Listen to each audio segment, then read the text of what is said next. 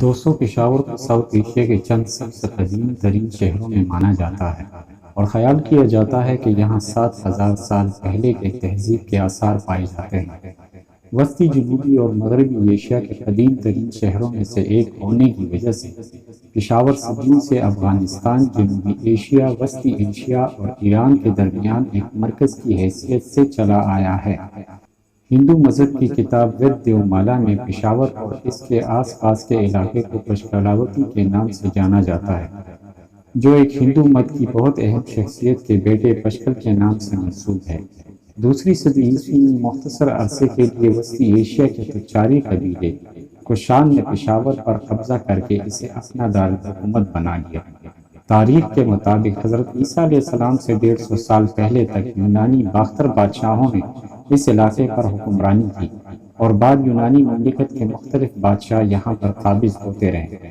ایک تاریخ دان کے مطابق پشاور کی آبادی 100 صدی عیسوی میں 1,20,000 کے لگ بھگ تھی اور اس وقت پشاور آبادی کے لحاظ سے دنیا کا 7واں بڑا شہر تھا۔ بعد میں پارکی، ہند پارکی اور پھر کشان حکمرانوں نے اس علاقے پر قبضہ کیے رکھا۔ کشان حکمران کنشکا 127 عیسوی کے لگ بھگ اس علاقے کا بادشاہ بنا اور اس نے پریش پورہ یعنی پشاور کو اپنا دارالحکومت بنا لیا۔ کشان حکمرانوں کے دور میں بدھ مت اور زرتشت کے پیروکار لوگ حکمرانوں سے مشاورت کرنے آیا کرتے تھے، جن سے کشان حکمران ان کی تعلیمات سے متاثر ہوئے۔ انہوں نے بدھ مت مذہب کو قبول کر کے اس کو سرکاری درجہ دے دیا۔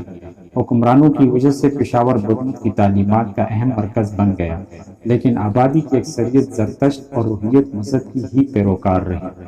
بدھ مت کے مخلص پجاری ہونے کی حیثیت سے کنشکا نے اس دور کی سب سے بلند ترین عمارت بنوائی، جو بدھ مت کا اسٹوپا تھا، جس میں بدھ مت کی تعلیمات اور باقی تبرکات جمع کیے گئے تھے۔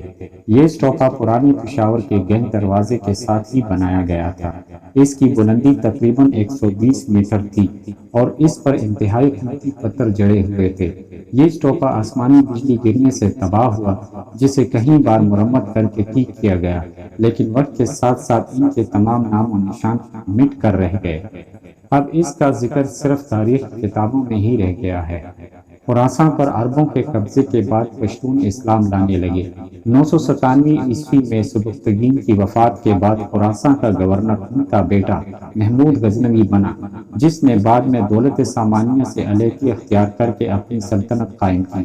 محمود غزنوی نے 999 عیسوی میں سلطان کا لقب اختیار کیا اور 1001 عیسوی میں ترک بادشاہ محمد غزنوی نے اپنی سلطنت افغانستان سے آگے اس علاقے تک پھیلا دیا تھا۔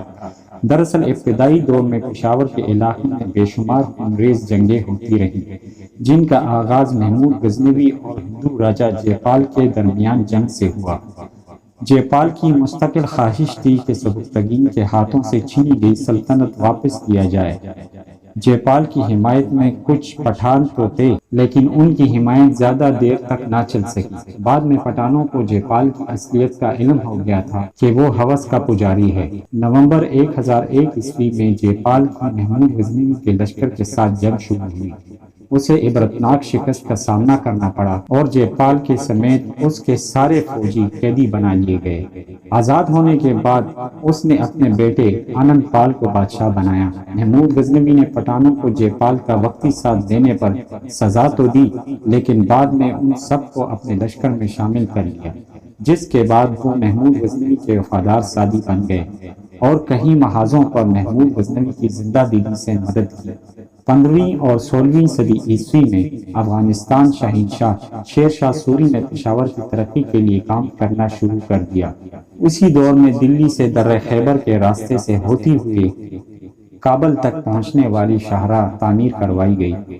بعد میں مغل بادشاہوں نے پشاور پر قبضہ کر لیا۔ مغل بادشاہت کا بانی بابر موجودہ ازبکستان سے ہوتا ہوا پشاور پہنچا تھا اور 1503 میں قلعہ نئے سرے سے تعمیر کیا گیا۔ بابر کے پوتے اکبر بادشاہ نے اس شہر کا نام پریش پورہ سے پشاور رکھ دیا، جس کا مطلب ہے سرحد پر واقع جگہ۔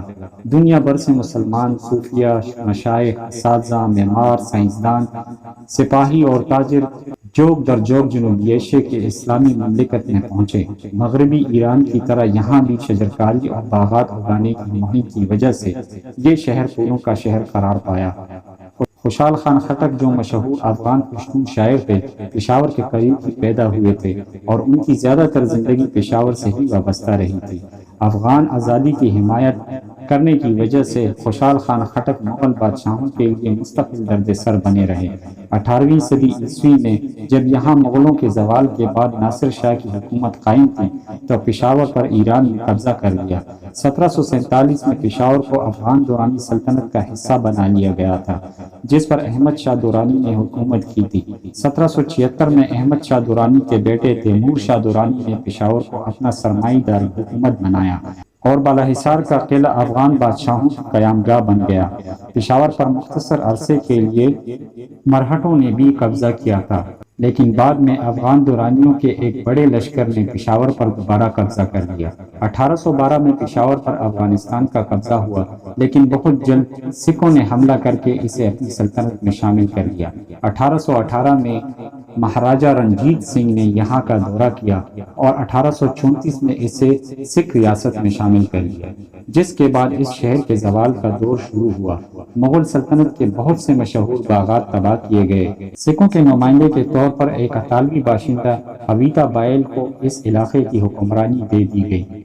اس کے دور کو پانسیوں اور سولیوں کا دور بھی کہا جاتا ہے۔ اس دور میں پشاور کی مشہور مسجد محبت خان کو شہید کر دیا گیا تھا۔ سکھوں کی حکمرانی 1849 میں اس وقت ختم ہوئی جب مہاراجہ رنجیت سنگھ کی وفات کے بعد ایسٹ انڈیا کمپنی نے سکھوں سے لڑی گئی دوسری جنگ میں فتح حاصل کی تھی۔ 1857 کی جنگ آزادی کی بغاوت میں پشاور کے 4000 فوجیوں سے بغیر خون بہائے اسلحہ لے لیا گیا اور اس طرح پشاور اس دور کے خون ریزی سے بچ نکلا۔ مقامی سرداروں نے برطانوی راج کا ساتھ دیا اور 1893 میں پشاور اور افغان سرحد کا تفصیلی نقشہ تیار کیا گیا تھا۔ برطانیہ نے پشاور شہر کے مغرب میں اپنی چھاونی بنائی اور اسے ہیڈ کوارٹر کا درجہ دینے کے ساتھ کئی ترقیاتی منصوبے بھی شروع کیے، جن میں مسجد محبت خان کی تعمیر و مرمت، ملکہ وکٹوریہ ہال جہاں پشاور کا عجائب گھر واقع ہے، اور مغربی تعلیم دینے کے لیے ایڈورڈ کالج اور اسلامیہ کالج بنائے گئے۔ پشاور میں غفار خان کی چلائی ہوئی عدم تشدد کی تحریک سامنے آئی، جس کے باعث اپریل 1930 میں مقامی افراد کے ایک بڑے گروہ نے قصہ خوانی بازار میں پرامن مظاہرہ کیا کہ ان کے خلاف برطانوی حکومت نے ناجائز قوانین بنا رکھے ہیں۔ برطانوی افواج کی فائرنگ سے 400 افراد اپنی جان سے ہاتھ دھو بیٹھے۔ اس واقعہ اور ان 400 شہداء کی یاد میں یہاں ایک یادگار بھی موجود ہے، جسے یادگار شہداء کے نام سے یاد کیا جاتا ہے۔ 1947 میں پشاور پاکستان کا حصہ قرار پایا تھا۔ کچھ گروہوں نے ہندوستان کو بہتر سمجھا، لیکن عوام کی باری اکثریت خود کو ہندوستانی کہلوانا پسند نہیں کرتی تھی۔ اگر اس معاملے کو ہوا دی جاتی تو شاید دنیا میں پشتونستان کے نام سے ایک اور ریاست بھی موجود ہوتی۔ پاکستان میں شامل ہونے کے بعد پاکستانی سیاست اور افضل شاہی میں بھی پشتونوں کو آنے کا موقع ملا، جس کے نتیجے میں ایوب خان جو ایک پشتون تھے پاکستان کے صدر بن گئے۔ پختونخوا ملت پارٹی نے پاکستان اور افغانستان سے علیحدگی کی باتیں جاری رکھی، جس وجہ سے پاکستان اور افغانستان کے تعلقات میں کافی دراڑیں پڑ گئیں۔ 1950 کے بعد تک پشاور دیواروں کے بیچ میں گھیرا ہوا شہر تھا، جس کے 16 دروازے تھے۔ ان دروازوں میں سے قابلی دروازہ سب سے زیادہ مشہور تھا۔ وقت کے ساتھ ساتھ شہری آبادی تیزی سے بڑھنے کی وجہ سے آلودگی میں بہت اضافہ ہوتا رہا۔ افغان سرحد پر ہونے کی وجہ سے پشاور میں بہت بڑی تعداد میں ٹریفک بھی آتی تھی۔ 1980 میں افغان جنگ کی وجہ سے پشاور میں CIA، ISI، روسی اور امریکی جاسوسوں کا مرکز بھی رہا ہے۔ 1988 کے انتخابات کے دوران تقریباً 1 لاکھ افغان مہاجرین یہاں آباد تھے اور غیر رجسٹرڈ مہاجرین کی تعداد لاکھوں میں تھی۔ آج بھی بہت سے افغان مہاجرین اس شہر میں غیر قانونی طور پر آباد ہیں، لیکن حکومت پاکستان فراخ دلی کا ثبوت دیتے ہوئے کوئی بھی کارروائی کرنے سے گریزاں ہے۔ ان بیچارے افغان پناہ گزینوں پر اکثر دہشت گرد حملوں میں ملوث ہونے کے الزامات بھی لگتے رہے ہیں۔ غیر رجسٹرڈ افغان مہاجرین جن کے پاس کوئی بھی شناختی دستاویزات نہیں تھے، ان کی اب افغانستان میں کوئی سرکاری حیثیت نہیں ہے۔ بہت سے افغان مہاجرین نے پاکستانی شہریت حاصل کر لی ہے اور اب وہ مستقل طور پر یہیں رہائش پذیر ہیں۔ دوستوں، میں امید کرتا ہوں آپ کو میری یہ ویڈیو بہت پسند آئی ہوگی۔ اگر میری یہ ویڈیو آپ کو پسند آئے تو اسے لائک، شیئر اور کامنٹس باکس میں اپنی قیمتی رائے کا اظہار ضرور دیجیے گا۔ جو میرے چینل پر نئے ہیں وہ میرے چینل کو سبسکرائب کریں تاکہ میری ہر آنے والی ویڈیو آپ دیکھ سکیں۔ شکریہ۔